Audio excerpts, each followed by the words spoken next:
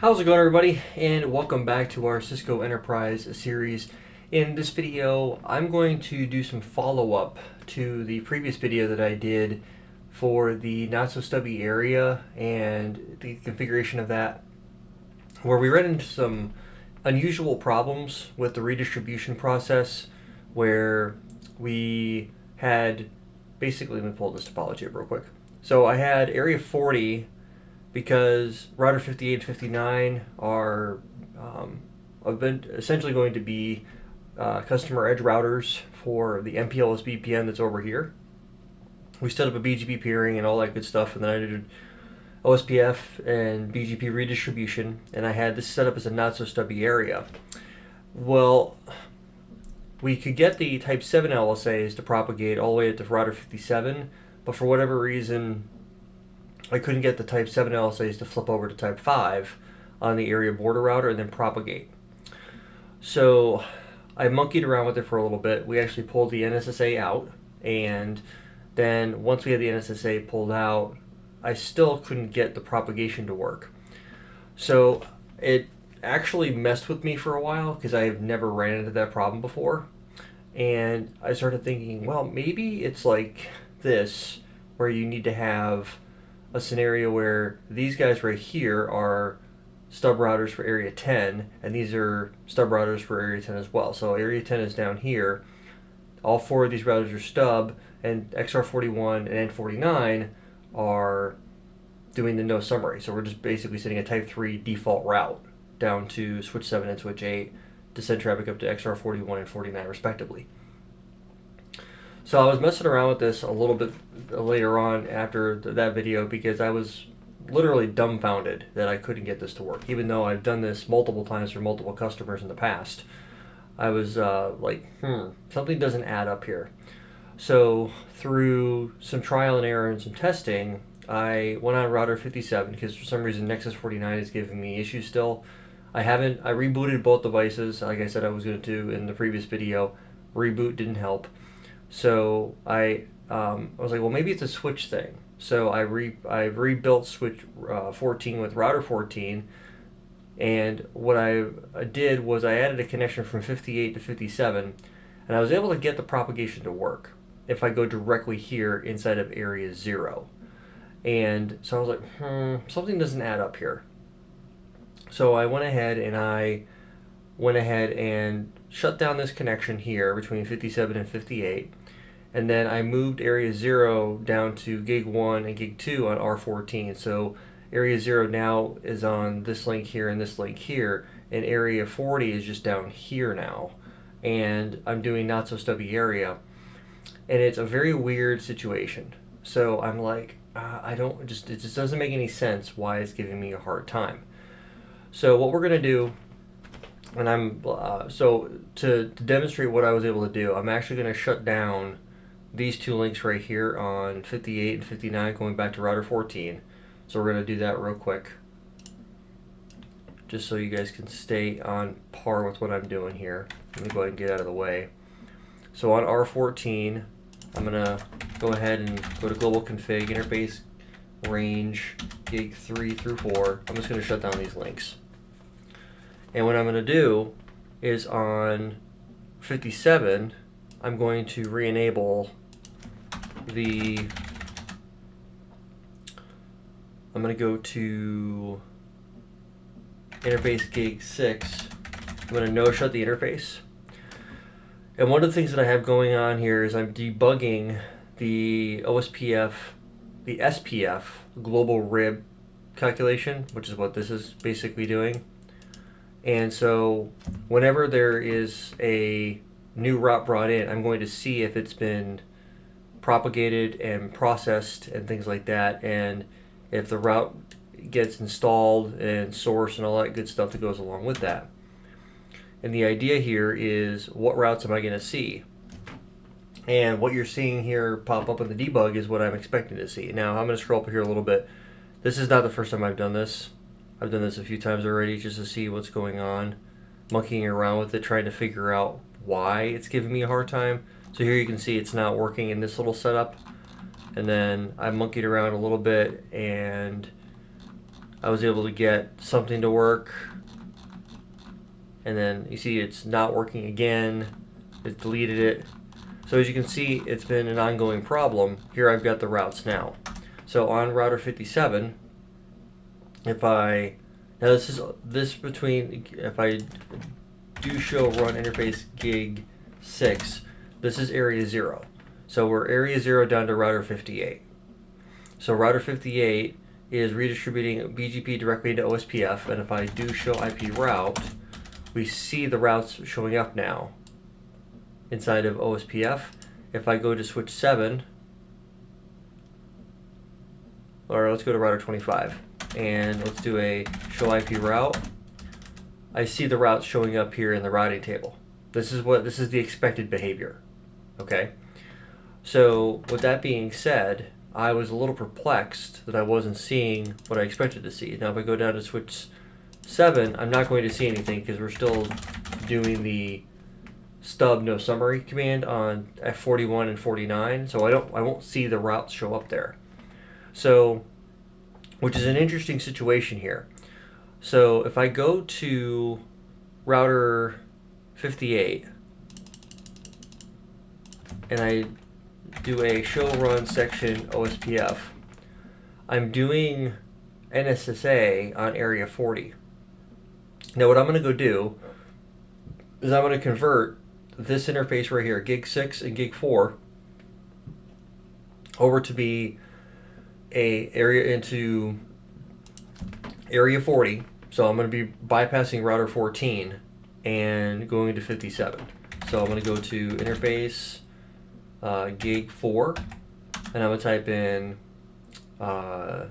IP OSPF 1 area 40 on 58, and the same thing on 57. So do show run interface gig 6, do show run pipe section OSPF, and I'm going to type in router OSPF 1 network of 10.57.58.0.0.0.255 area 40. We're going to give that a moment. Now I do have 58 configured to be area 40 is a not so stubby area, so I have to add that to 57. So we're going to get a bunch of new routes to propagate.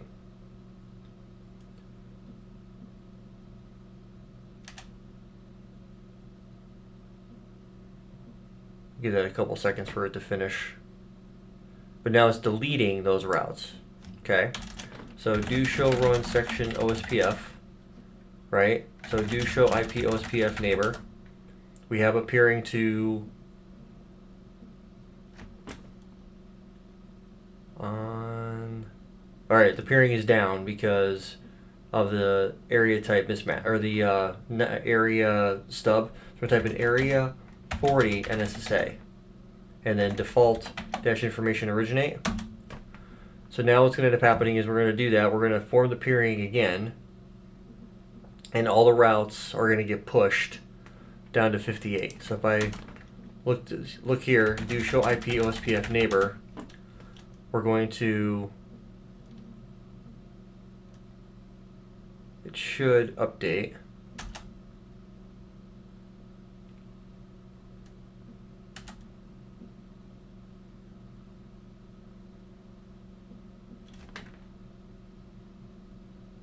Okay, so I still have a mismatch area ID. Do show IP OSPF neighbor. Why is it? So interface gig 4, do show run section OSPF. Why is this giving me a hard time?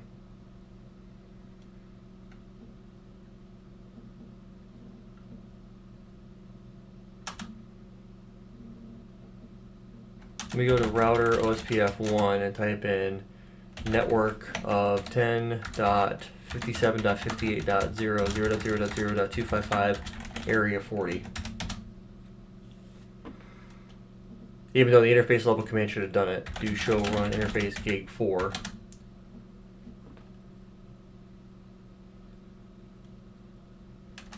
And let's see, is it a 57 thing? do show run interface gig 6. Ah, that's why, interface gig 6, IP OSPF, and do show run pipe section OSPF.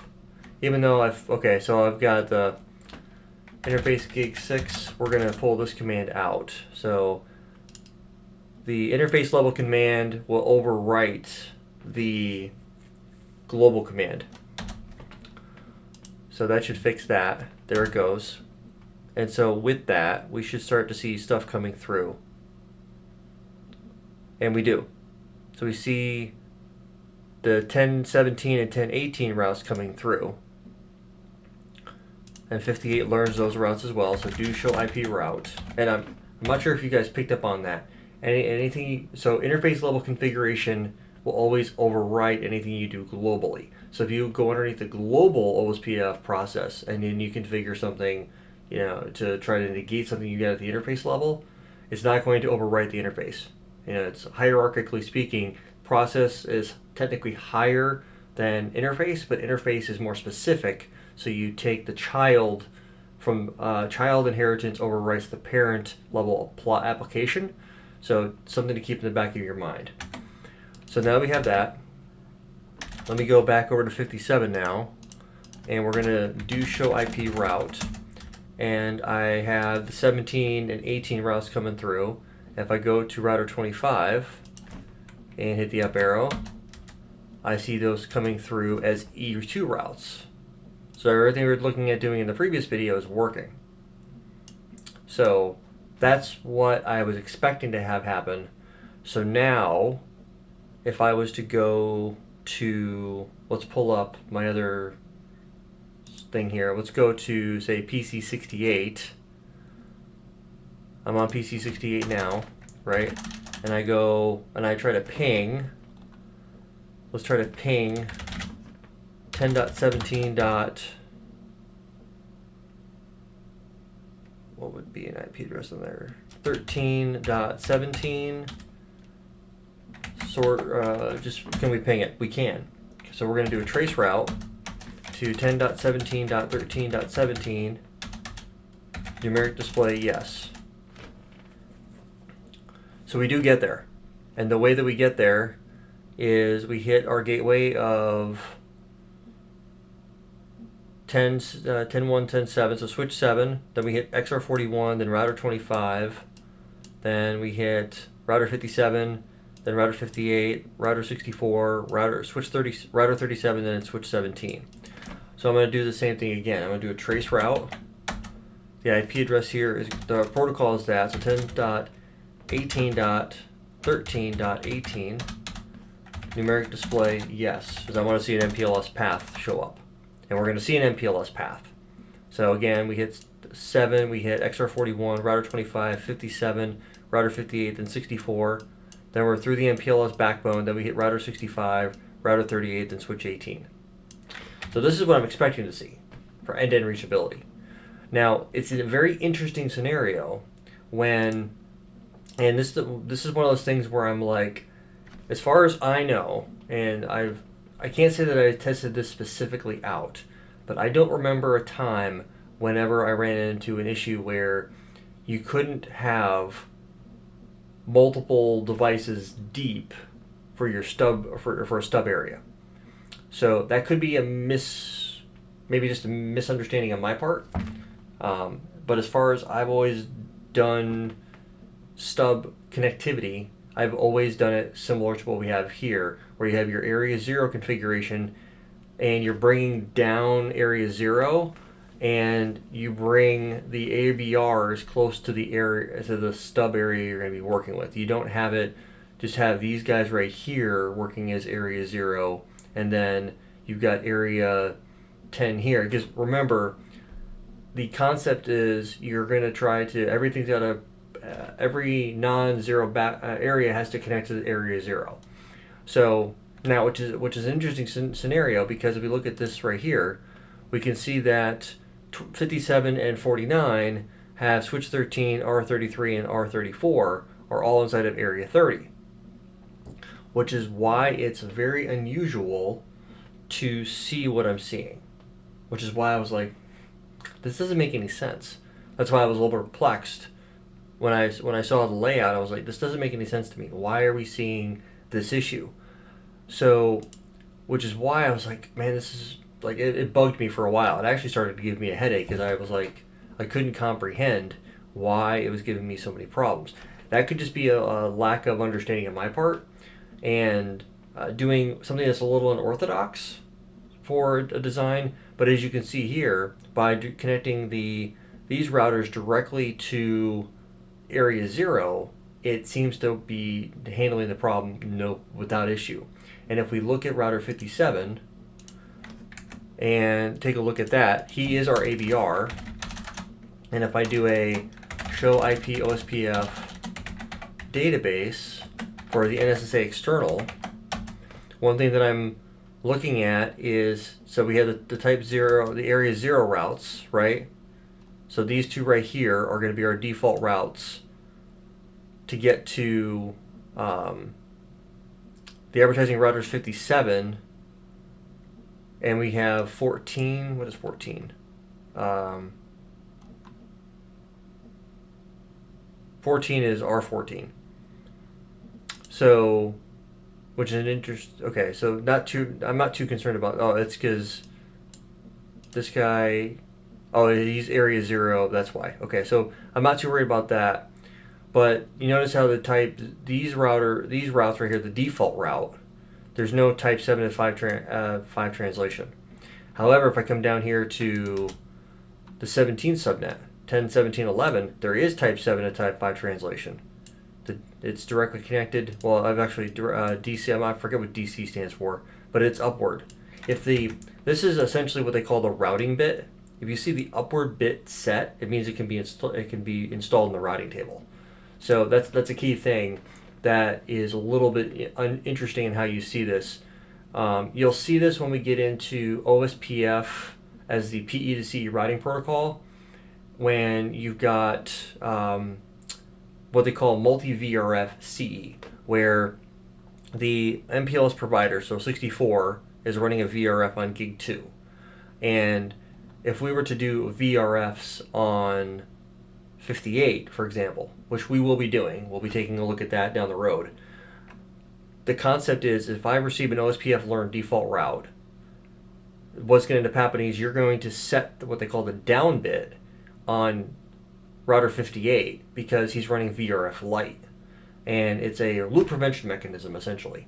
So you'll see the downward bit set in an LSA, and we have to do the capability VRF Lite in order to get that to override and have the upward bit, the down bit set to up, so we can install a route. And the reason why you do that is because you don't want to provide route feedback. So for example, you don't want to have a route come from 64 to 58 and then go from 58 to 14, 14 to 59, and then from 59 back to 46, and then create a loop, right? You don't want to have that happen. So we'll talk a little bit about more of that when we talk about how that comes into play with what they call a sham link that'll be created. It's a virtual link inside of an MPLS VPN, and it's done between 46 and 64 to basically extend area 0 from here out. It gets interesting, especially when you're talking about the MPLS super backbone with area 0. It gets very, very interesting. So further on down the road, that's definitely more of a CCIE topic. I've never personally dealt with one, but I know a friend of mine that has dealt with that in the past, and they ended up ripping that out because it just didn't make any sense. So suggestion was to move to BGP, which they did, which super simplified their environment. So now the reason why we bring this up is because in the last video, type 7 to 5 translation was the no type 7 to 5 translation. So as far as I'm aware, and I might have to do a little bit more research on this, there shouldn't be any major issue with what we've got going on. So I wanted to keep the not so stubby area in place. So what I'm probably going to do to keep things more even keeled is, I don't want to get rid of the not so stubby area. I actually want that to be in place to give us a little bit of something different to look at, because at the end of the day, you know, you never know what the lab is going to throw at you. They might throw a scenario at you like this. You know, The slim chance that anybody from Cisco in the lab manager or the program manager department happens to stumble across this video and sees what I'm demoing and goes, that's a great idea for a test topic. You never know what the CCIE lab is going to throw at you. So you probably won't see anything this obscure, which I think is obscure, on any of the exams for CCNP. They're going to keep things relatively simple. I know when I took the service spreader core about a year ago, the configuration tasks that were laid out were configure this, and this on this device. Very straightforward, as if you were the engineer and a architect had come up with the design and went from high level and then gave you the low level design configurations and said, okay, Rob, I need you to configure OSPF here, do this, and this, and then let me know when that's complete. Something like that. More of a, I don't want to say junior level, but more of a mid-level engineer where you don't need to be babysat as you're doing something.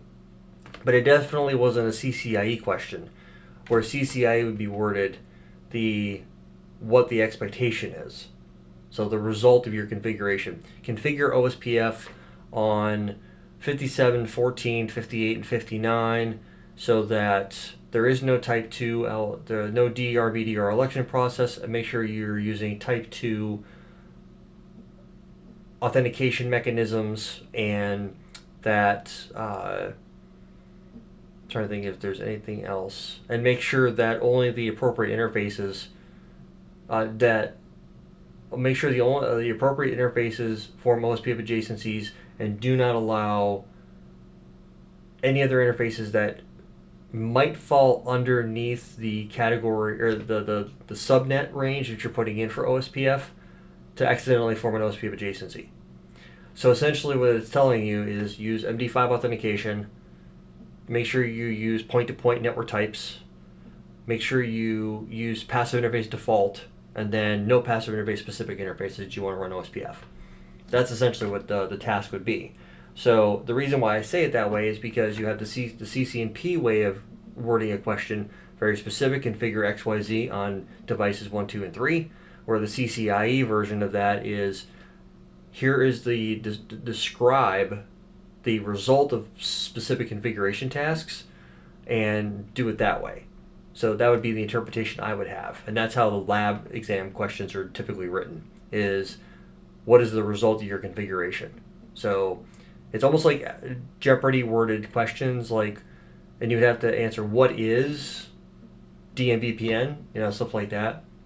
So it's definitely a challenge. They're expecting you to understand how each and every feature of the protocol works and had tested it, because the E is very specific, right? You're an expert in the protocol. So now, I'll be honest with you, when I started running into this problem in the previous video, I was like, I really don't want to have to redesign this because I've already recorded a bunch of videos and the design is already put up. So I'd rather put together a video like this where I'm like, okay, I monkeyed around with this for a little while. I couldn't figure out why it was giving me so many problems. I tried something different, because one of the things you have to do as an engineer is you have to be a little bit of the out-of-the-box thinker. Okay, what else could we do in order to try to get this to work? And so fortunately for me, I've been doing this for a long time, and I've also worked with some really, really, really strong engineers. And I could say over the past 5 years, I might not have thought to reconnect these together as my first thought. But in this particular case, it's like, okay, I tried doing this. I tried moving area 0 down to R14 on gig 1 and gig 2. That did not solve the problem, with area 40 being over here, doing redistribution on OSPF and BGP on 58, and trying to get the route. R14 saw the routes, but 57 and 49 were not. So that's a problem. So it's like, okay, if that didn't fix it, well, now we have to bypass 14 and go 57 to 58. Now, honestly speaking, I've been doing this long enough, I probably would have come up with that solution anyway, but I wanted to look at it from a logical perspective first before I decided to add in my second option, which is running a directly connected link. Because here's the reality of that. The likelihood of a customer being okay with you creating bypassing something on the fly, meaning you hadn't talked about it and you don't know the expected outcome. I mean, I can pretty much guarantee that it's not going to cause a problem. However, I hadn't tested it, so I couldn't give you a solid, there shouldn't be any problems. I know OSPF well enough to look at the database and understand what's happening and be like, okay, this should be okay. However, this is not a production environment, so I don't have any fear of, especially regardless of what type of industry you're working in. And the majority of my customers over the past, I'd say, 7 or 8 years are usually healthcare. And healthcare, typically, in most cases, is going to be a hospital. And hospitals have, they're very, very sensitive to downtime. Especially when, I don't know their network quite as well as they do. And I can tell you from firsthand experience, I've taken down parts of hospitals that I had zero intention of taking down, and it was a complete mistake by my fault. But you live and learn by trying something out, and it's one of those things where it's like, what? Hold on a second, I don't know what this is gonna do, so we can hit the pause button and let me go take this into a lab, demo it, see what the expected outcome is gonna look like, and then come back at a later point in time. Because I have never been one to put myself in a position where I don't know what's going to end up happening. I try to test everything out that I can. Yes, I have an IE, but I don't want that to be the reason why I win an argument, or present myself, okay, I have an IE, I think this is going to work. I never do that. It's like I'm going to say, okay, I tested this out. This is the outcome that I've seen. I don't think this is a good idea. So, with that being said, you can see here that I had to bypass 14 to go directly to 57. Now, one of the things that I'm going to do is on 49, I've been having a problem with 49. I don't know if I'm having a problem with it connecting to 14. So 14 might be problematic, but for some reason 57 is working just fine. Because if I look at here and I do a show IP OSPF neighbor, I have a peering to 14 just fine, and then 58 is a DR, so I really need to flip this over to be point to point. But for the sake of brevity, I wanted to get it configured. So what I'm probably going to do while we're in this video is I'm going to probably going to take 14 out of the mix, and I'm going to connect 58 and 59 directly to 57 and 49, just so that we can get this working. And it wasn't part of the original design, but you know what? That's the I would say the cool part, but it's the flexibility of working in IT, right? So the way this would normally work is you presented a solution to your customer, and you've come up with you got a Visio, so somebody can look at something, and then not only do you have a Visio, you've got, okay, this is the configs that I'm going to do. You have like a spreadsheet of XYZ activities are going to happen at XYZ time, so on and so forth. You have kind of like a workflow. A lot of places call it a method of procedures, or a MOP. So what you're going to do, when you're going to do it, verification, rollback, all that type of stuff has been planned out. It's funny because 80%, it's the 80-20 rule. You put in 80% of your work to do 20% of your actual configuration time. So what we're going to do is, I have plenty of available interfaces on N49, so I'm going to actually take R14 out of the mix completely. So what we're going to do is I'm going to pretend like this is a Visio, and I'm going to say, okay, this is what we're going to do instead.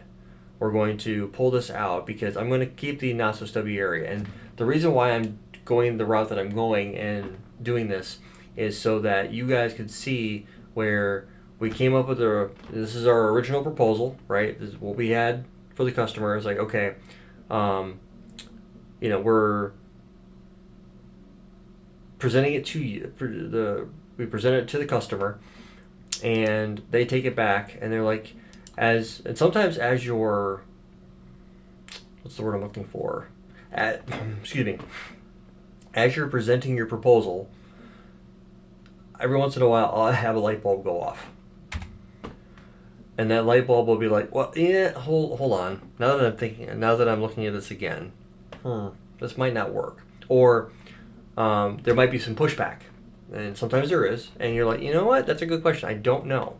Let me note that down. So, or you jot down whatever note from the customer, and then you take that back. You know what? Let me get back to you on that. I don't know off the top of my head. And I can tell you from firsthand experience, I have gotten way more respect from and trust from customers when you say, you know what, I don't know off the top of my head, but let me find out, and let me get back to you. Can you give me till tomorrow at 5 or something like that, or give it like a reasonably quick turnaround time. I've had really good success with being straight up with customers. So what I'm going to do here, and I hadn't really thought this out, but I'm going to be getting rid of router 14, and we're going to go directly, 58 is going to connect to 57, which it already is, and then we're going to do 58 to 49. So I'm going to go ahead, I'm actually just going to power off 14, and we're going to get this guy out of here. So we're just going to go ahead and delete it. Delete. Yes, delete this node. Okay, so now we have opened up interfaces. So now I'm going to go 1458. I'm going to move this guy out of the way, move this guy out of the way as well, because those IP addresses are going to change. And then 1449, this will get moved as well. So I'm going to connect 58 to 49. And that's gig 1, right? Gig 1 to 49, that's fine. We'll do some reconfiguration on 49.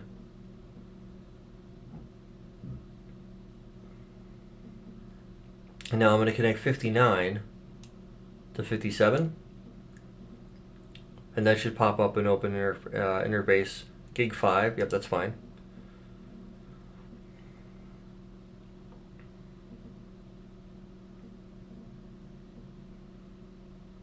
And then I'm going to connect 59 directly to 49. And then we'll just have to redo a little bit of reconfiguration here to get that to work. Not that big of a deal though. So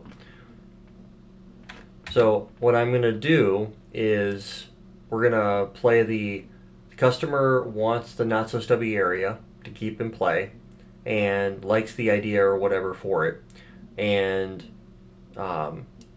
because of the issue we ran into with router 14, we're basically saying, okay, it's not going to work this way, but this is the alternative way. In order to meet the requirements you have, this is what we're going to go do. And they're like, okay, cool, that works. We're still meeting the customer requirements. Now, I can't honestly think of a reason why you'd ever want to do that for a not so stubby area here, but at the end of the day, that's what we're saying the customer is requiring. So what I'm going to do is I'm going to come over here. We're going to put this guy right here, and we're going to say this is 5758. That interface is already in place. And then we have this guy right here, which is going to be, this will be 59, this will be 49, 58, 49, 58, and then we're going to move 1449, we'll make this guy right here, make this 4959, and then we'll do right here, we'll make this 5759. Okay, so now that that's all in play, I'm going to pull back up our CLI, and we're going to go ahead and redo this. So I'm going to go back over here to 49 is going to give us a little bit of pushback here. So E15 on this guy here. So show run interface ETH1/5. We are interface ETH1/5. IP address here is going to be 10.49.58.49/24. and then we're going to do IP OSPF 1, or sorry, IP router OSPF 1, 1 area 40. And they're going to do that. And then on 1/6, we're going to type an IP address here is going to be 10.49.59.49/24. We're going to no shut that. We're going to do a same thing here, the IP router command for this, and show run OSPF. We're going to do router OSPF 1 area 49 or area 40 NSSA, and then we'll say default information originate. So now that we have that in place, we've configured both new interfaces with that. It's actually throwing me off with that being over there. Let me move this over here. It's throwing me off. Actually, let's move this on top of here and this right next to that. Perfect. So now I can see it. Go back over here. So now that we've done that, I'm going to go to 57 because we have a new interface there as well. I'm going to go ahead and say, if I do a show IP route, we should still have those NSSA routes, which we do. I'm going to go to global config. We're going to say interface, there's do show IP interface brief. We've got gig 5 has been configured for, so interface gig 5, IP address here will be 10.57.59.57/24. IP router OSPF 1 area 40.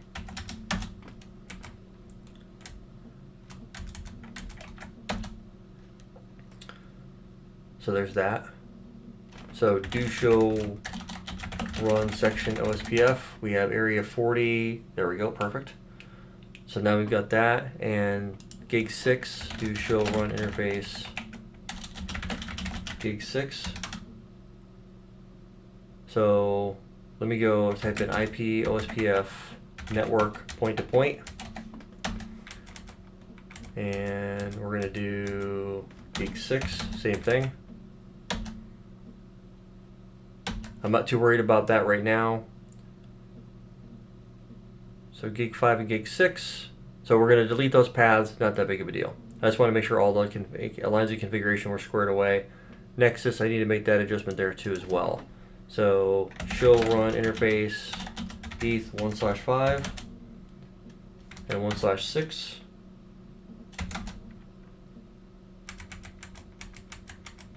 Let's go to 1/6, and we're going to just put this point-to-point command in here real quick, just so that I have that. So I'm going to go ahead and save those configs on 49. Let's go over to 57. Those should be in good place. Now 58 we have to go do. Show IP interface brief. So we've already got gig 4 configured for 57, 58. So we need to go to interface gig 1. IP address here will be 10.49.58.58/24. Do show run interface gig 1. Yep, do show run section OSPF. Area 40 is already taken care of. So that should come back online here momentarily. Do show run interface gig 4. Interface gig 4, IP OSPF network point to point. We'll do that. 57 forms an adjacency. Do show IP interface brief. Do ping 10.49.58.49.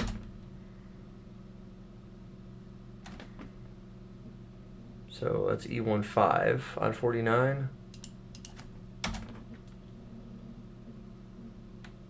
Show IP interface brief. I didn't reconfigure that IP address, did I? 49.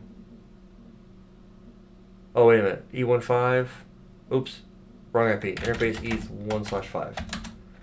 IP address is 10.49.58.49/24.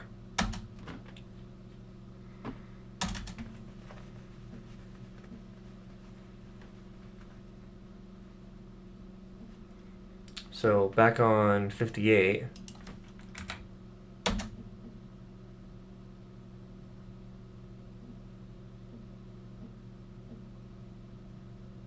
Nexus might be 1 second. Show interface status. It is connected. Show run interface ETH 1/6. Oh, 1/6, 1/5. I meant 49.58.49/24. Yes, that's correct. Nexus is giving us a hard time. So I'm not really going to be too worried about that. 58's been updated and configured. So do show IP OSPF neighbor. We should have appearing to 57, which we do on gig 4. And then let's go to 59. Let's go ahead and save that config. And then on 59, let's go ahead and go to global config. Do show IP interface brief. We're going to go to interface gig 1. IP address here is going to be 10.57.59.59/24. IP OSPF network point to point. And do show run section OSPF. And then IP OSPF 1 area 40.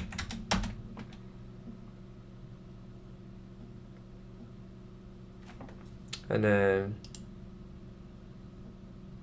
so that's a good sign. We've installed this 1017 and 1018 on 58. So if I do show IP interface brief, I've configured gig 5. Do show run interface gig 5. Perfect. Let's go back to 59. Do ping 10.57.59.57. Ah, I know why. No shut. I never no shut the interface. Wait, no, it's enabled. Do show run interface gig 1.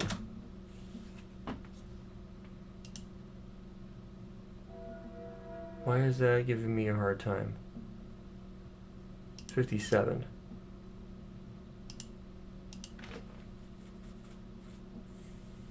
Every once in a while, doing this on demand, on the fly, comes back to bite me. So, in gig 5 on 57 is enabled, right? Yes. So, why that's giving me a hard, do show IP OSPF interface brief. Gig 5, it's there. Do ping 10.57.59.59. Yeah, see I'm going to go ahead, interface gig 5. I'm going to shut it down, see if that doesn't trigger it. And then we're going to no shut it again.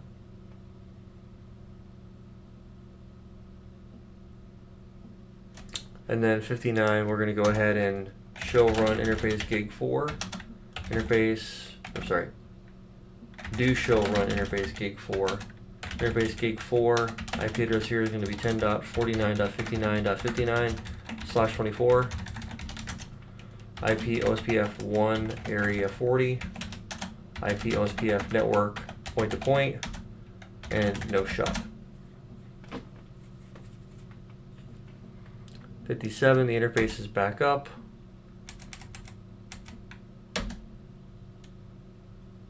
Okay. So do show IP OSPF neighbor. So we have appearing to 49, which is good. Do show IP OSPF database.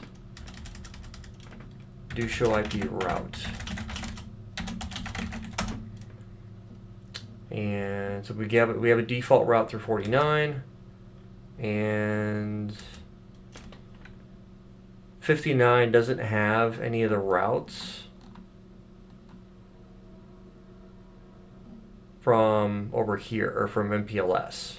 But I wouldn't expect it to, because it doesn't have a peering to 46. So we're okay there. So everything else looks good. 57. So now if I do show IP route here, I have the 1017 routes, 49, show IP route, 1017, 1018. I have those from 57. And everything else looks pretty good. So I'm happy with this config so far. So why 59 and 57 are giving me a hard time, I'm not exactly sure, but I'm not going to let that like slow me down since we've reconfigured everything. Everything else is looking pretty solid. So up to this point, we're in pretty good shape. So at this point, I'm going to leave this alone. I'm going to save the config on this guy, on this guy, 58 and 59 respectively. Go ahead and go over to 59, save that config as well. Now, I'm not going to go, I could, but I'm not going to go on to 46 and spin up a BGP peering to here, because I don't want to add any more complexity than we already need to. So if I go to, say, router 25, and I come in here, I do a show IP route, I should see 1017 and 1018 routes showing up. And they're external type 2, which is what I want to see. So that's a good shot. So we're getting everything from there from 57. Now we will see stuff from, if I go to 41, on the other hand, I should still see it coming from R25. Show IP route. I see that stuff coming from 25. So we're in good shape. Now, anything beyond this, the modifications that I've made them specifically because of the issues we ran into. Why I saw them, I did a fair bit of research trying to figure it out. I did read the RFC for OSPF. I did look through the configuration guides, and I couldn't find anything specific that would indicate that the design that I put in place wouldn't work. So, in that particular case, I'm like, I don't know. I'm kind of perplexed at the whole situation. So if I can't get something to work that I know should work, I normally will check my config, do a little bit of research. Now, it isn't out of the question to go spin up a very small lab and retest your configuration to make sure you didn't overlook something. And don't copy old config, the config you're working on that isn't working, into your routers. Go pull from a clean config and deploy. Make sure you know what you're doing. That's why having notes is a really good idea to have. I mean, as you can see here, I'm literally using the notes that I use to study for the CCIE. I'm using the notes that I built. So I know they're good because I use them to build out everything that I've learned. Now, up to this point here, we're in pretty good shape for operationally. This is what I wanted you guys to see from an operations perspective, is what I wouldn't say it's unorthodox, but it definitely isn't.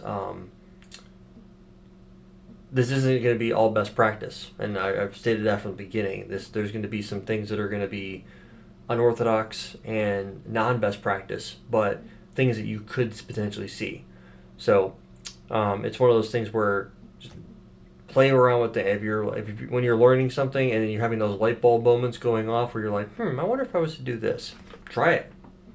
Now that's what I'm doing. I'm like, well, it could be a non-stubby area here too. So it's working the way we'd expect it to. Now there's a question: would 64 or switch 17 be getting the default route? And the answer to the question is it shouldn't be. And we can go over here to switch 17 and we can verify that. And show IP route, we are not getting a default route. But we do have a bunch of EIGRP external routes coming through. And the follow-up question is, how come we're not getting a default route? Well, We are doing redistribution from OSPF to BGP, right? On 58, we are doing that. So if we were to do show run pipe section router, we are redistributing OSPF into BGP, right? Now what we're not doing, if we do show IP OSPF database, if we come all the way down to the bottom, we do see this default route here, right? Well, we see this coming through from router 57, and all seems well, but that's an external type route. If I wanted to do this, I'd have to go to router OSPF 1 and type in redistribute BGP, and I'd have to say 65,001, and I'd have to say subnets, which I'm doing already, right? But here's the thing. This alone isn't going to do it. And you're like, okay, what would I have to do in order to get a default route to propagate? Well, if that was the design you wanted to go through, where you wanted to be able to, say, backhaul internet over MPLS, so switch 17 would be able to go router 58. So I can demo it really quick to see what that would look like. You wouldn't do that through redistribution of OSPF into BGP. Or I'm sorry, I'm underneath BGP. I need to go to router BGP. I'm sorry, router BGP 65,001, and I would do redistribute OSPF 1, but I would want to match on NSSA external routes. So if I did that, and I go ahead and I redistribute the route, then I do show IP BGP, it's still not going to work, right? It's still not going to work. And if I do show run section BGP, even though I've matched NSA external type 1 and 2, match internal NSA externals, since I'm redistributing that, if I go over to switch 17, right, I'm still not getting a default route. And I would know on 58 that it's not going to work right away, because if I do show IP BGP, I'm not going to see the route propagate. So that's not how you do that. I'm going to go ahead and pull that out, because I don't want to do that. What you'd have to do instead is you can do show run section BGP. Underneath here, you can type in, underneath the neighbors where I would do this, because I would want to be specific where I'm doing it, is I would go neighbor here, and then I would grab this command right here, default originate default route to this neighborhood. I would do this, and then if I was to do show IP BGP, that would at least allow the propagation of the default. But here's the thing, if I do show IP route, I need a default route first and foremost. So I have to wait for that to propagate. Now if I go back to 17, right, I still don't have a default route, right? So going back to 58, I'd have to sit there and I'm waiting for, there it is. Now it's taking advantage of it. That might take, would have to give this a minute, because it doesn't have the star, the asterisk, and the greater than sign, so it's not a valid best route yet. So I'm waiting for that to finish. And when it does, then I will start to see on 17 something will propagate. So back to 58. It usually takes a little bit of time because we're doing the propagation. So once that does, so do show IP, because we do have a default route, right? So do show IP route. The key thing is you need to have this default route first. So it is,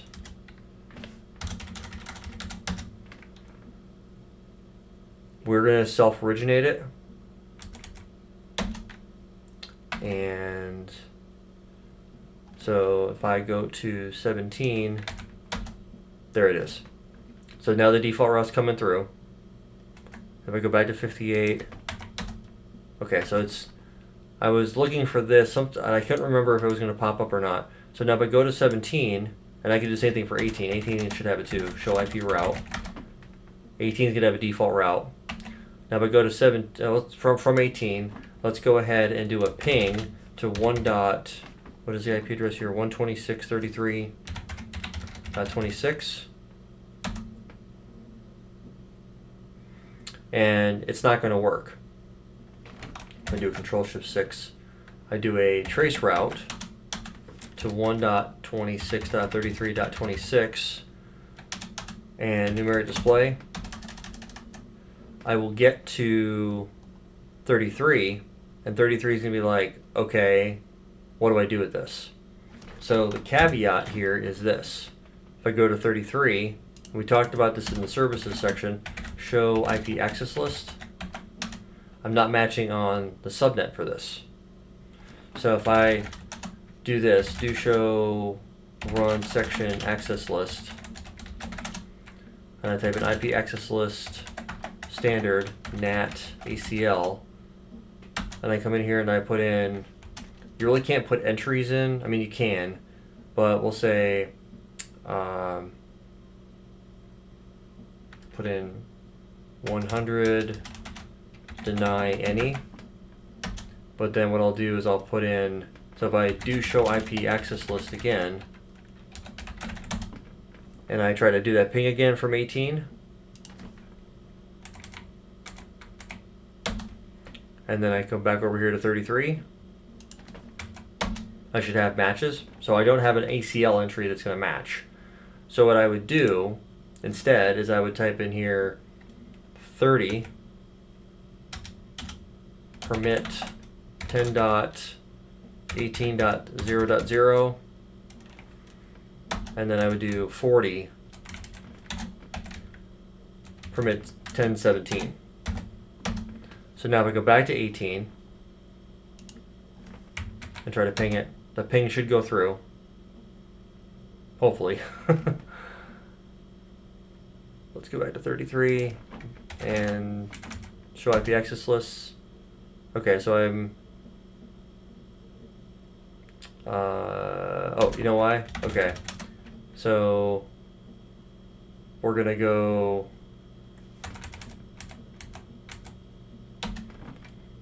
no 30, no 40, and then we'll say 30 permit 10.0, 10.18.0.0, 0.0.255.255, and the same thing with Control U. We'll do 40 over 17. And we're going to go try that again from 18. There it goes. But if we look on 33 and we do show IP access list, now it's going to start matching on 18. And I do this now. If I go from 18, I do the trace route to 1.26.33.26. Yes. It gets all the way down to the internet.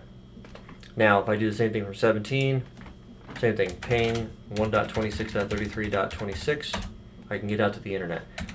You have to, now you're backhauling over MPLS, right? So we're coming, let me pull up my pen tool real quick just so you guys can see what I'm talking about. Is from the pen tool here, I'm hitting this path right here. That's my path. And if I was to look at it from 18's perspective, doing the exact, clear the screen. Do the same thing over here from, let me zoom out just a little bit so you guys can see this whole thing.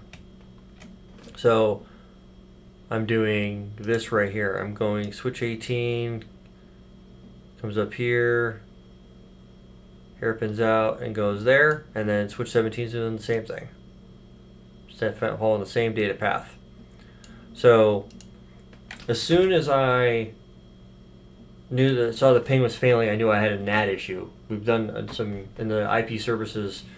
It's already configured. Like I said, I've been jumping around configuring things as I'm doing stuff. where I feel like it's applicable. I'm jumping ahead, jumping backwards, stuff like that. So that's essentially what you need to end up doing so you have reachability end to end. So that's essentially what we're doing. Now, with that being said, these are just some of the things. Do I recommend backhauling internet? It depends on the scenario.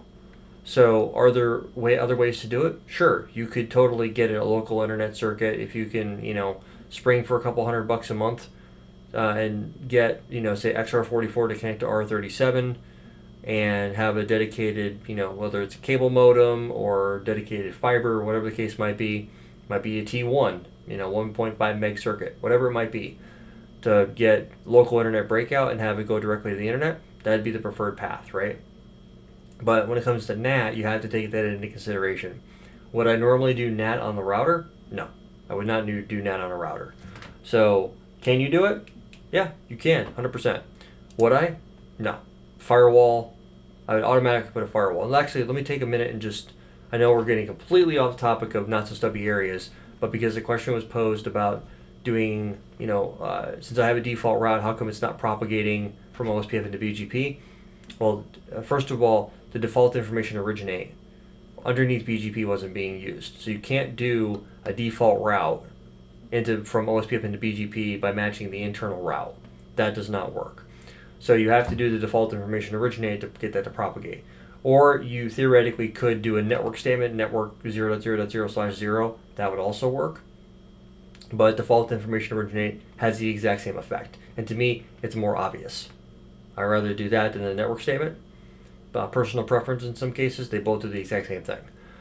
So when you have, so let me go ahead and come down here just real quick and explain what I would do.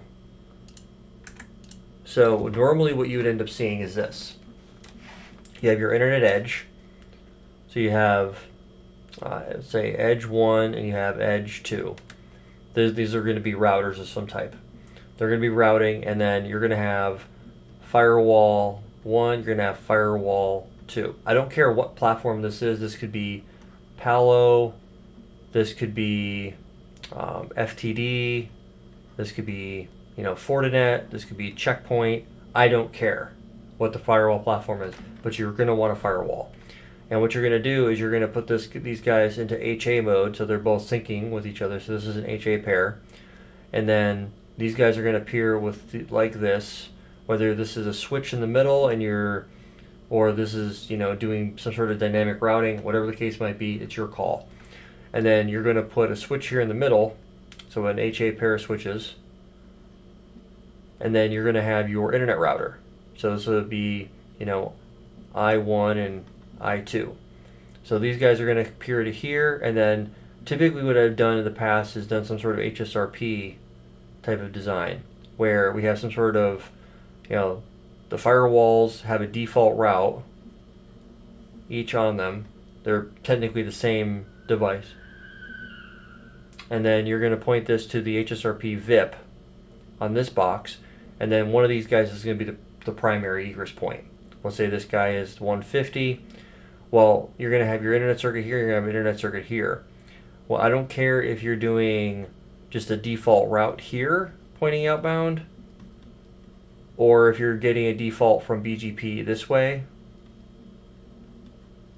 via BGP, I don't care. Any of these options are fine. And so the flow logic will be like this. E1 or E2 will receive traffic in from the LAN. Traffic will go this way. It'll pass through E1 or E2. That there will be a default route of some type pointing towards the firewall. Just like this. The firewall will get it. The firewall inspection policy will kick in to, is there a NAT rule? If you're dealing with Palo, is there a security policy that allows traffic? Same thing with Fortinet, so on and so forth.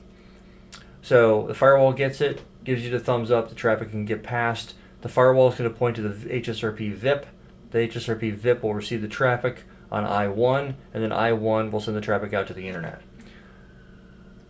That is what a highly available internet edge looks like. And if you've never seen one before, that's a very, very rudimentary drawing of what you could see.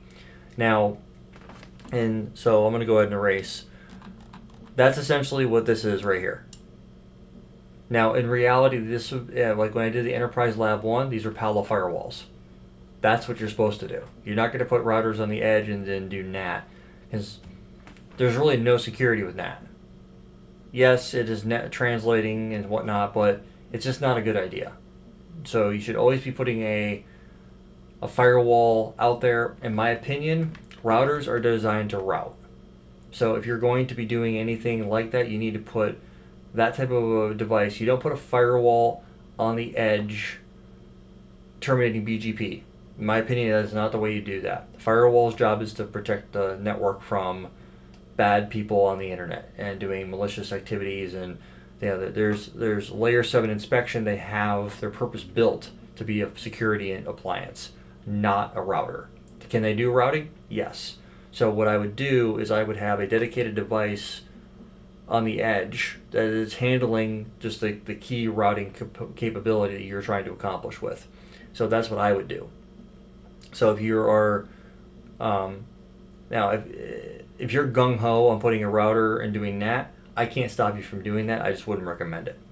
So with that being said, what I backhaul internet, you can. There's nothing wrong with it. It gets the job done. But in my opinion, I would definitely suggest doing local internet breakout. Get yourself a internet circuit to this location, get it stood up, get it in place, all that good stuff that goes along with it. This really should be a firewall, and then you can, the cool thing about it is firewalls terminate, and for small offices, branches, things like that, it's a good idea to have a firewall out here just to do basic internet routing. A basic BGP peering, yeah, a firewall can handle that all day long. But if you've got a firewall on your data center perimeter or on your handling a lot of internal traffic, you're going to want to purpose build that, especially if it's going to be handling things like DMZ traffic and other stuff. I definitely wouldn't have it doing too much routing. It's a security appliance.